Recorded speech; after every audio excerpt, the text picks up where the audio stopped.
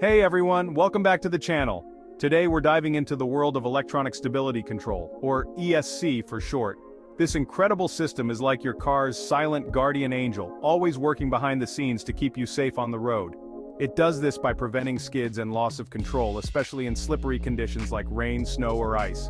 If your car starts to slide or lose traction, ESC kicks in automatically to help you regain control and stay on course. See, it's a pretty big deal. It can make the difference between a close call and a serious accident. Now, sometimes your ESC light might come on. Don't panic. It's just your car's way of telling you something needs attention.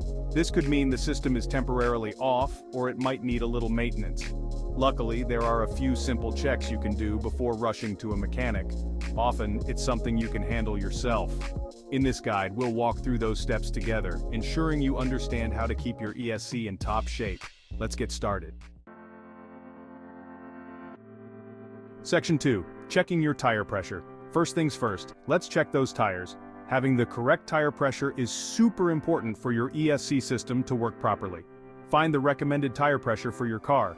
You can usually find it on a sticker inside the driver's side door jamb or in your owner's manual. Grab your tire pressure gauge and check each tire. Make sure they match the recommended pressure. If a tire is low, add some air until it's correct.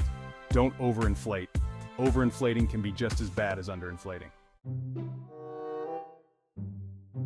Section 3. Inspecting the fuses. This is a crucial step in ensuring your vehicle's electrical systems are functioning properly. After you've checked your tire pressure, it's time to inspect the fuses. Fuses are small but vital components that protect your car's electrical circuits.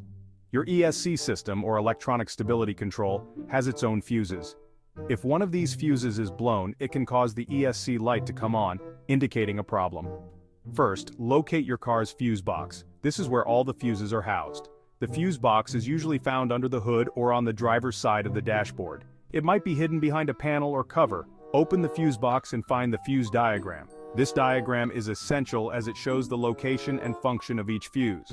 This diagram will tell you which fuse controls the ESC. It's important to identify the correct fuse to avoid any mistakes. Once you've found the right fuse, carefully remove it and inspect it. Use a fuse puller or a pair of needle nose pliers for this task. Look closely at the metal strip inside the fuse. If the metal strip is broken, the fuse is blown and needs to be replaced immediately. Make sure to replace it with a new fuse of the same amperage. Using a fuse with the wrong amperage can cause further electrical issues. After replacing the fuse, close the fuse box securely. Check if the ESC light has turned off, indicating the issue has been resolved. Regularly inspecting and replacing fuses can prevent many electrical problems and keep your car running smoothly.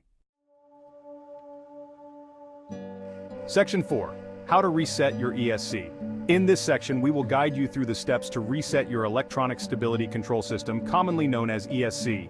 Sometimes all your ESC system needs is a quick reset to function properly again. This can often resolve minor issues without the need for professional intervention. To reset your ESC first, locate the ESC button on your dashboard. This button is crucial for the reset process. It usually has a picture of a car skidding with the letters ESC or ESP. This icon is designed to be easily recognizable. Press and hold the ESC button for a few seconds. Typically, holding it for about 5 to 10 seconds should suffice. You might hear a chime or see a message on your dashboard confirming the reset. This indicates that the system has been successfully reset. Once you've reset the system, take your car for a short drive to see if the ESC light stays off. This helps ensure that the reset was effective. If the light remains on or comes back on, there might be a deeper issue. In such cases, it's best to consult a professional mechanic to diagnose and fix the problem. They have the tools and expertise to address more complex issues.